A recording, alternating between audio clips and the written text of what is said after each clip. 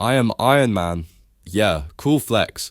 But let's rewind a second, because that statement didn't come from a humble hero. It came from a man who sold missiles like they were merch drops, created a genocidal robot while vibing with a space rock, emotionally manipulated a teenage boy into live combat, and still managed to die a hero, because apparently, if you snap your fingers dramatically enough, all sins are forgiven.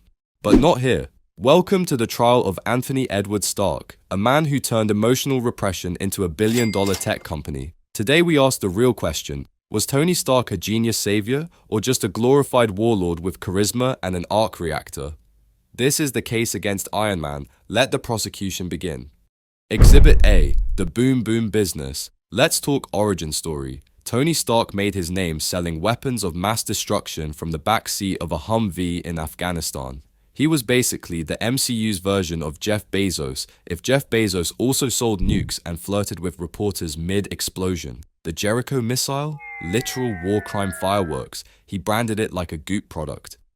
This is the weapon of the future, he said, like he wasn't 5 minutes away from getting kidnapped by his own customers. When he finally realized, hey, maybe selling shoulder-mounted death wasn't the move, did he stop? No. He upgraded. He went from mass weapons to me, personally, am the weapon, which is like saying, I'm done selling cigarettes, I'm just gonna become smoke.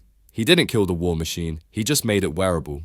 Charge 1. War profiteering in a mech suit with branding. Exhibit B. Ultron, when your therapist is a murder bot. Tony Stark watched too many sci-fi movies and decided to speedrun the robot apocalypse. He took an alien rock, a codebase, and exactly 0 therapy sessions and created Ultron, a sentient AI that basically said, you know what would fix peace? Extinction. Ultron was born 5 minutes before he started quoting Disney musicals and planning human extinction. That's not a defense system, that's a stage 4 Reddit user with Wi-Fi access and daddy issues. Let's be clear, Ultron tried to drop a city like it was a mic, and who made him? Not Hydra, not Thanos, Tony freaking Stark. And when it backfired, Tony was like, whoops, my bad.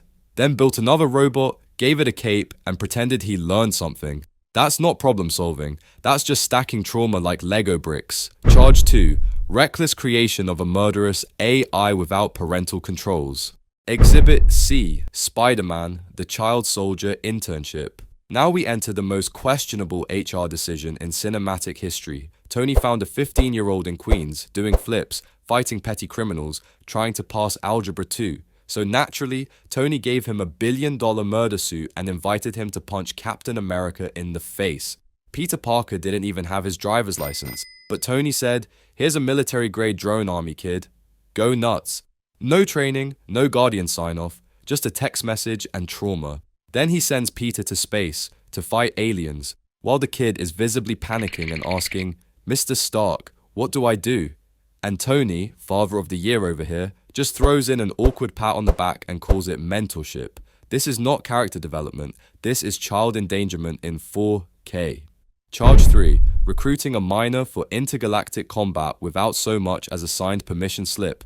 Exhibit D. The emotional damage department. Let's talk about the real casualties of Tony Stark's legacy. Literally everyone who ever trusted him. Wanda gained powers from a Stark bomb, lost her family, got gaslit into joining the Avengers, and then watched Tony build Ultron, who killed her replacement brother. Therapy never offered. Apology? Not even a gift basket.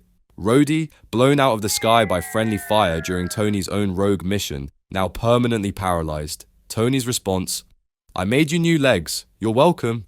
Pepper, emotionally neglected, almost exploded several times, forced to manage a company built entirely on red flags and stock options. Tony Stark is like if a self-help book gaslit everyone around it and exploded halfway through. His love language, emotional detachment, and weapons development. Charge 4. Systemic emotional negligence resulting in multiverse-level trauma. Exhibit E. Time travel. The final crime. In Endgame, Tony invents time travel, like casually, in a cabin, while making smoothies.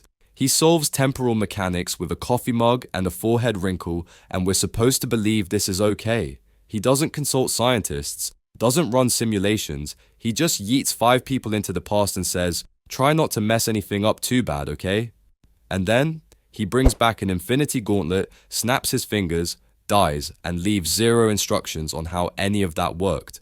Tony Stark created the most powerful technology in history, used it once, and then dipped out of existence with a dramatic one-liner. That's not heroism. That's inventing the nuke and burying the blueprint in your backyard. Charge 5.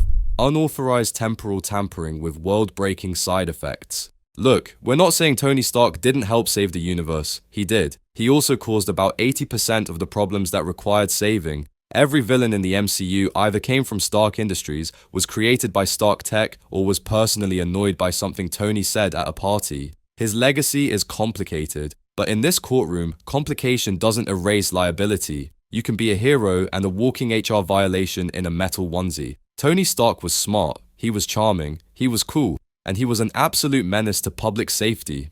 This wasn't a redemption arc. This was a carefully branded cover-up, marketed by a man who once said, "I privatized world peace," like he was launching a podcast. The charges: war profiteering while main charactering, creating a murder bot with daddy issues and no firewall, child endangerment in an iron onesie, emotionally damaging everyone within a 5-movie radius, using time travel like it was a weekend hackathon. Tony Stark. Genius, billionaire, playboy, war criminal. May he rest in peace, because the court has sentenced him to eternal accountability in the group chat of history. And if you think Tony Stark was chaotic with a conscience, wait till you meet a chemistry teacher who turned ego into empire. The next case digs into a man who didn't just break bad, he shattered the moral compass and sold the shards for profit. Trust me, you're gonna want to see how deep this rabbit hole of fan-approved felony goes.